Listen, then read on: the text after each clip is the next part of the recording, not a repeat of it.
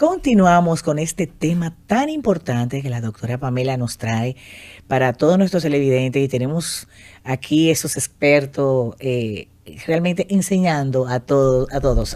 Así que, La doctor, experta. Y sí, bueno, los dos, porque doctor, usted también. Los tres, Sí, porque No, yo casi soy, yo Dafne no tengo también. título, pero yo me doy bien en estos temas. Yo Dígame, le tenía doctor. una pregunta a propósito a la doctora de que mencionaba que la condición de los pacientes con intestino irritable o con intestino permeable son pacientes jóvenes con exposición a pantallas. Y volvemos al tema de las pantallas que tocamos la semana pasada. ¿Cómo afecta la exposición a pantalla en adultos la salud intestinal? Sí, el uso de pantalla afecta a los pacientes jóvenes por justamente lo que hablábamos ahorita, el tipo de luz que tiene la pantalla, por eso muchas veces recomiendan cambiarle la colorimetría.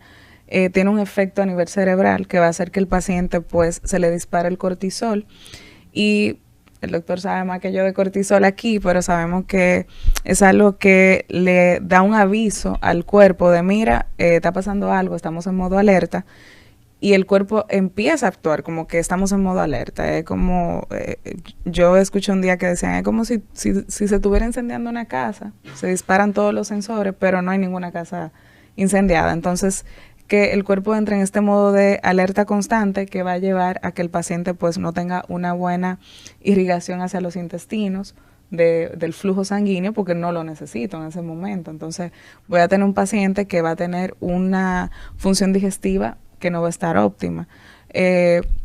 Todo esto al final yo pienso y se resume a ese cortisol que lo mantenemos todo el tiempo alto ahora en este tiempo, por, como decía, el uso de pantalla es una de esas cosas, pero también el tema de cómo vivimos la vida ahora, todo el estrés y sobre todo pues la forma en que nos alimentamos y el sedentarismo. Entonces, sería un paciente joven estudiante universitario expuesto a pantallas porque está estudiando, con hábitos alimenticios que no son los mejores, ingiriendo comida a deshoras que no son los mejores, está más que justificado porque llega al gastroenterólogo entonces. Sí, y hay muchos así. O sea, hay muchos pacientes jóvenes. Yo que soy una especialista, me considero joven porque tengo poco que me egresé como gastroenteróloga, me llegan pacientes jóvenes. Es el target que recibo porque conectan conmigo.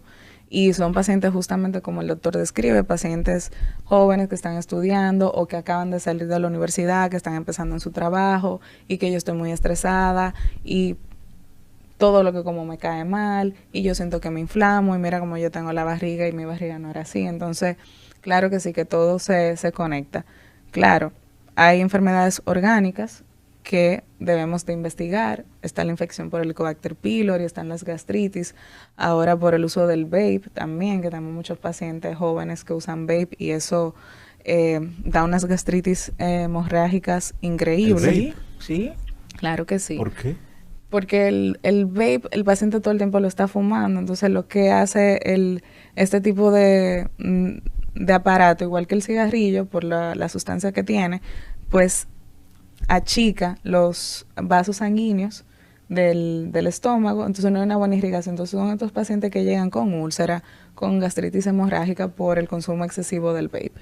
Ay, mi madre. Bueno, Así es. interesante. No me diga eso, Usted doctor. sabe, a propósito de que hablaba sobre la calidad del intestino, yo le agrego, desde mi punto de vista neurológico, se ha demostrado ahora cómo todos los trastornos neuropsiquiátricos en adultos y niños afectan el intestino y entran a través del intestino y llegan al cerebro afectando lo que es el eje intestino-cerebro. Hasta las demencias se está no especulando, se tiene evidencia de que comienzan por está el intestino. relacionada? El Parkinson, los trastornos del espectro autista, no en todos los casos, pero muchos casos Bueno, sí asociado a disfunción intestinal y a disbiosis. Claro. Entonces eso es lo que usted explica ahora, ilustra perfectamente por qué la sociedad tiene tantas alteraciones digestivas, neurogastrointestinales. Eso es así. Wow. La gente dice ahora, pero ¿y excesivo? ¿De dónde que ha salido? Porque eso no se usaba antes.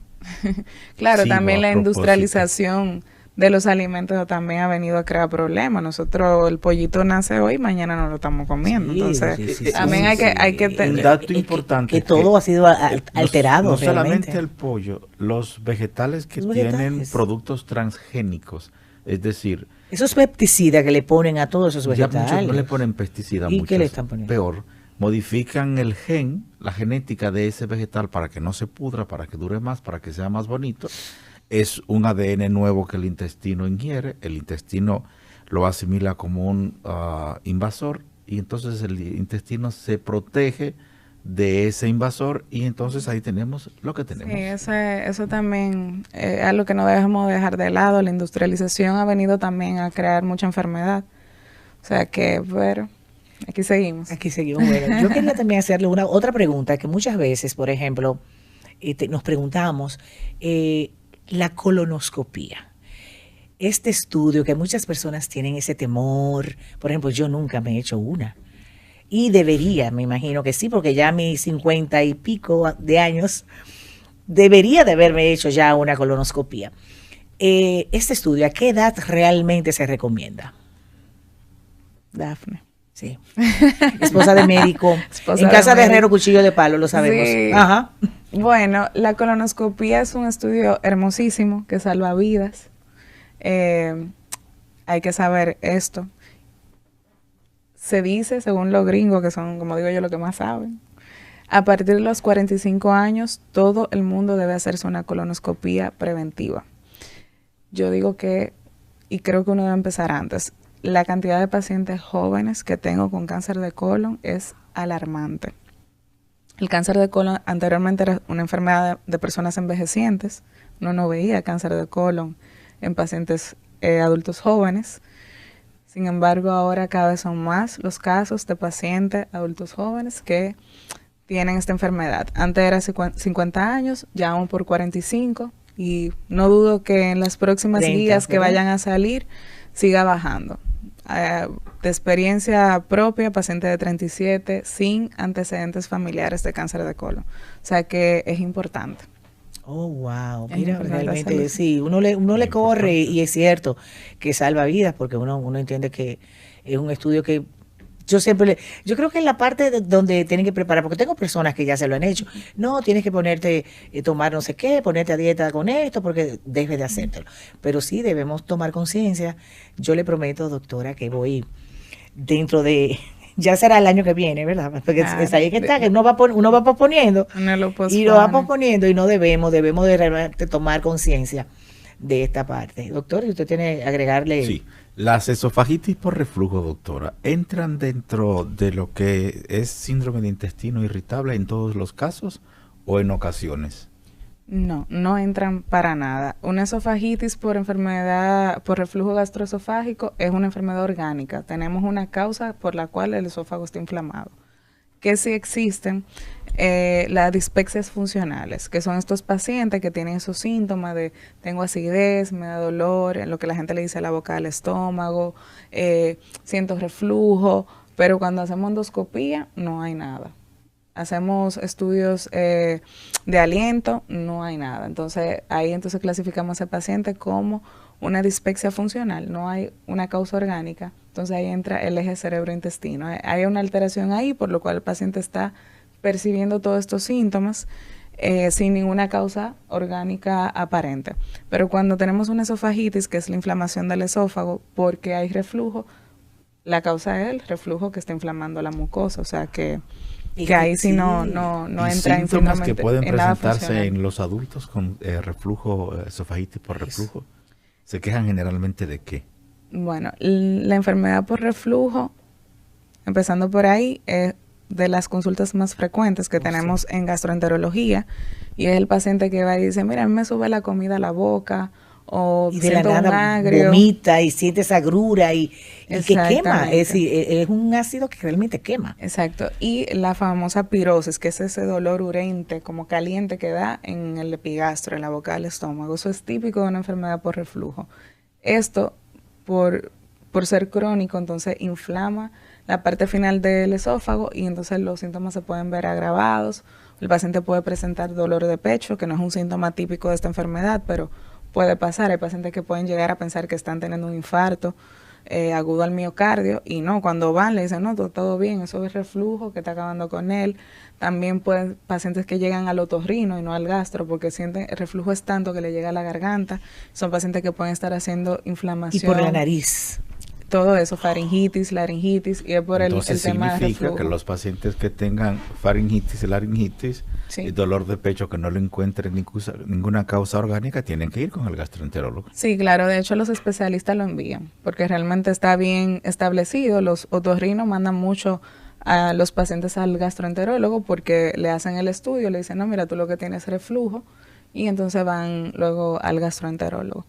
Pero sí es muy frecuente, de las enfermedades más frecuentes que lleva un paciente a la consulta de gastroenterología. Y también resaltar, porque incluso es algo bastante incómodo por lo cual el paciente va, que reflujo también puede dar halitosis, que es el mal aliento. Entonces también van muchos pacientes porque van con esa sensación de que tienen esta molestia y entonces van también al gastroenterólogo por esto. Hace un momentito usted decía dentro de sus respuestas que el SIBO no estaba anteriormente, pero yo pienso que hay amigos televidentes que no saben qué es el SIBO. ¿Qué es el SIBO, doctora? El SIBO es el sobrecrecimiento bacteriano del intestino delgado. Es una enfermedad donde hay una alteración de la microbiota intestinal. La microbiota intestinal, para simplificarlo, es un conglomerado de microorganismos que viven en nuestro cuerpo, que son buenos para nosotros, bacterias, hongos, virus, que viven para cuidarnos y hacer una serie de funciones que hacen en nosotros que nos ayudan. Pero cuando hay una alteración en número de estas bacterias que viven ahí, o una migración de esas bacterias del colon al intestino que no deben de estar, entonces cuando comemos ciertos alimentos se van a fermentar con estas bacterias y van a dar muchos síntomas como inflamación, sensación de que como, me lleno muy rápido o produzco muchos gases. Muchos de esos pacientes lo lleva la esposa, agarra, mira, ayúdame porque no puedo con él. Entonces, por la producción de gases excesiva que tiene el paciente y otros síntomas que pueden dar bastante indeseables. Wow. Bueno, sí, esos gases causan muchos problemas, señores. Claro. Y los pacientes que presentan divertículos, ¿con qué frecuencia pueden verse en consulta con usted y cuál sintomatología tienen esos pacientes?